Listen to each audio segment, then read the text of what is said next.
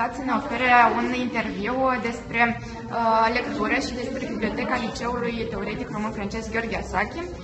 Așadar, doamnă bibliotecară, ne spuneți cam ce vârstă are biblioteca liceului nostru?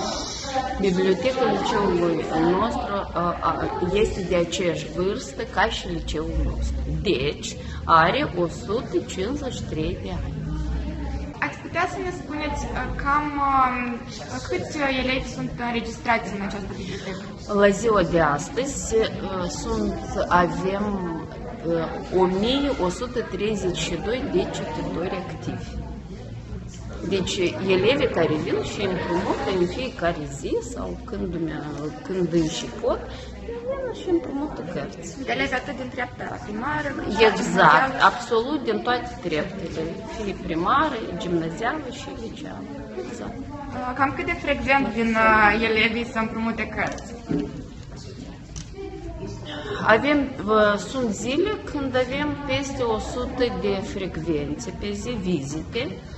Sunt zile mai puțin bogate, avem câte 30, 40, dar nu mai puțin de 30 de elevi pe zi, nu mai puțin. Sunt peste 100 și 160 și 200, deci da, în funcție probabil și de timpul de afară.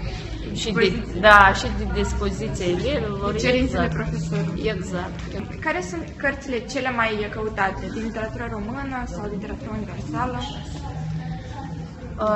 Deci, cărțile care sunt solicitate cel mai mult, eu consider că sunt din literatura română, fiindcă sunt în programa școlară. Dar sunt solicitate și cele din literatură universală. Deci sunt solicitate la fel. Sigură că și dumneavoastră sunteți o iubitoare de lectură și am vrea să vă întrebăm care este cartea preferată dumneavoastră. Cartea mea preferată este Eric Maria Remarque, autorul Trei Tovarăși. Și cam ce carte ați recomanda elevilor de liceu? Sau cartea aceasta aș recomanda-o, după mine, este o Capodoprie.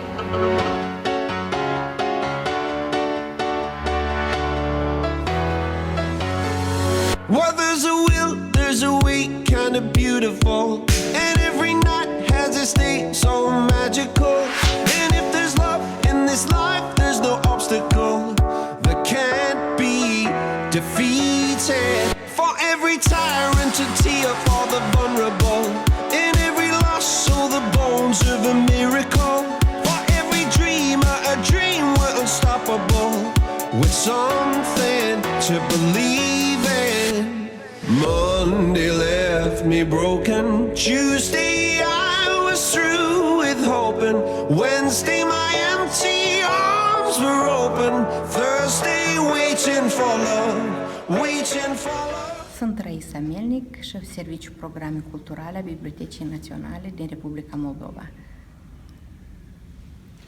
Doamna bibliotecară, câți ani are Biblioteca Națională a Republicii Moldova? În acest an, în luna august, Biblioteca Națională va împlini 185 ani de la fondare. A fost inițiată sub denumirea de prima bibliotecă publică guvernială din Moldova și s-a format dintr-o colecție de carte adusă de peste Prut, de Costache Negruțe și Constantin Stamate. Apoi la această donație de carte a mai aderat și o donație de carte a colonelului Liprande și așa pe parcursul anului s-a format un fond mai măricel de carte.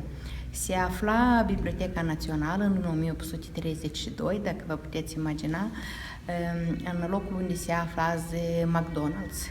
Aici, lângă Lumea Copiilor, acolo era teritoriul primăriei.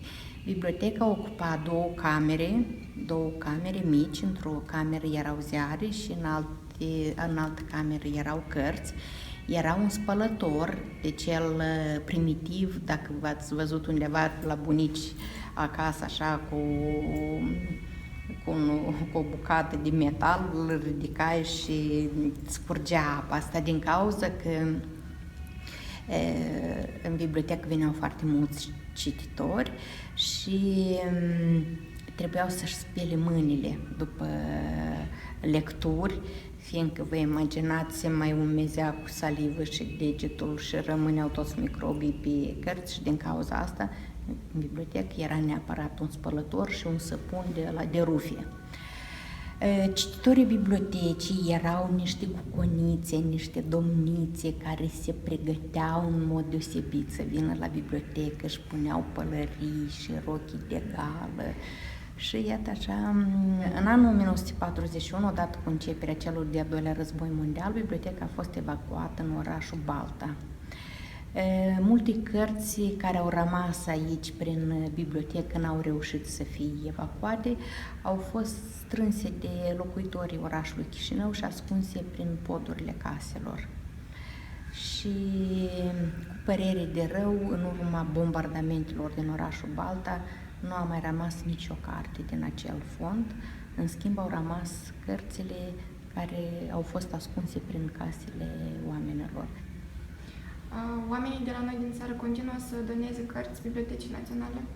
Da, desigur că foarte multe cărți a scriitorilor noștri apar și peste hotare și noi nu avem nicio șansă să intrăm în posesia lor. Deci fiecare autor este cointeresat ca cartea lui să se afle în Biblioteca Națională. Mulți locuitori ai Chișinăului pleacă și la fel nu au posibilitate să-și ia cărțile cu ei și le lasă Bibliotecii Naționale. Deci sunt mai multe surse de completare a bibliotecii. Ce evenimente sunt organizate în cinta bibliotecii? Deci cel mai mare eveniment care a fost organizat, vreau în primul rând să spun câteva cuvinte, am avut un extraordinar director, Alexie Rău, care timp de 32 de ani a lucrat în această bibliotecă și 22 de ani a lucrat în calitate de director general al acestei biblioteci și a reușit dintr-o bibliotecă politizată, comunistă, să facă o bibliotecă națională, o bibliotecă cu adevărat națională, care promovează toate valorile culturii noastre naționale. Majoritatea ideilor au venit de la dumnealui. Una dintre cele mai frumoase idei a fost inaugurarea Salonului Internațional de Carte. Un eveniment de amploare la care participau toate editurile din Moldova și multe edituri venite de peste hotare care își prezentau producția lor editorială apărut în ultimul an. Se organiza un juriu și la sfârșitul acestui salon de carte se organiza o gala premiilor și cele mai bune cărți erau premiate. Un alt eveniment destul de interesant sunt cafenelele filozofice, la care își dau întâlnire filozofi, se discută întrebări filozofice, aș putea să vă spun așa o temă, Eminescu și Schopenhauer sau Socrate, la care participă și Vladimir Beșleagă, care are un tezaur mare de cunoștințe, participa regretatul Vasile Vasilache, Andrei Vartic era moderator al acestui eveniment. Acum avem alte cenacluri, Cenaclul Ideal și Cenaclul Republica, condus de poeta Moni Stănilu, o poetă tânără din România, care învață pe tineri să scrie corect, le editează și niște cărți. În fiecare lună organizăm expoziții, eveniment